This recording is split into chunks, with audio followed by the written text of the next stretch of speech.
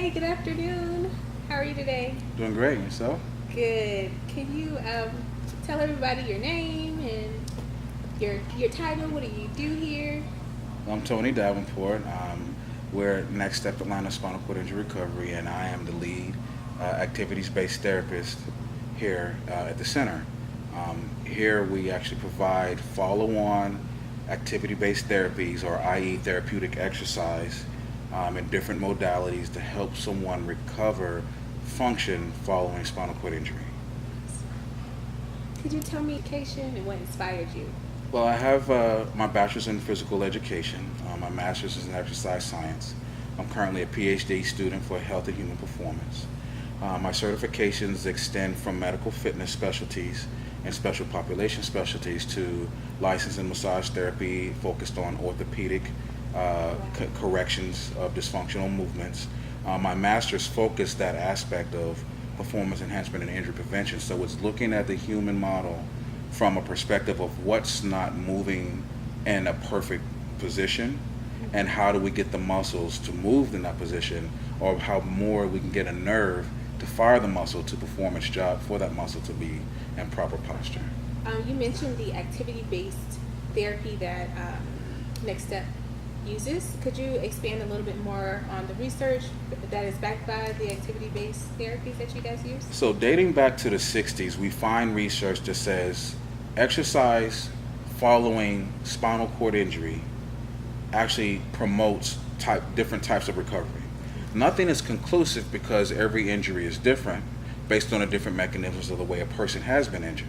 So if you fast forward to current day, the research has continued, and activity-based therapies was born in the wake of what are proper developmentally appropriate activities one can do to help promote recovery in someone who sustained spinal injury. Well, over time, blood tests would reveal there's a certain nerve cell that its job is to promote neuronal cell survival. That cell goes dormant when you sustain a spinal injury. But when you exercise, it actually activates it and helps it to do its job. So now you can actually have nerve impulses transmitted through the nervous system to the musculature to help a person reconnect with their body below the level of injury when the appropriate activities are selected for their specific case. Where I was injured about 15 years ago. I was heading home from work, and a 3-time offender, drunk driver, 3 times the legal limit, with 4 children in her car, ran into me head on. And subsequently I have a T8, thoracic 8 spinal cord injury. And really what the brain does is it sends signal through the spinal cord, and when the cord is damaged, at that point, all the motion stops, all the signals stop.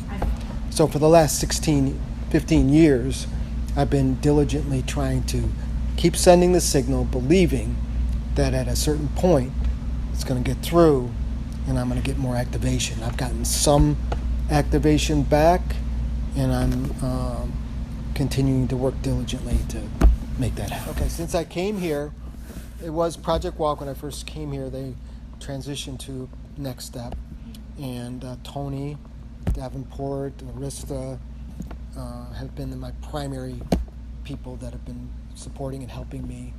And this particular place has been like an oasis for me since I've moved here, because there's nothing else out there for me in my situation.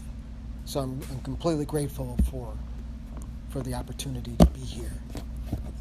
Yeah, I mean it's like gold, right? When you make gains, even little gains, it just sets your whole psyche in a different place. That's the thing, it's a person living with spinal injury. It's not a quadriplegic person or a paralyzed person. No, it's just a state that their body's in and everything. So that's just like calling Caucasian male or black female. That's what you are, and that's how I'm going to refer to you. You'd be offended if it was constantly done.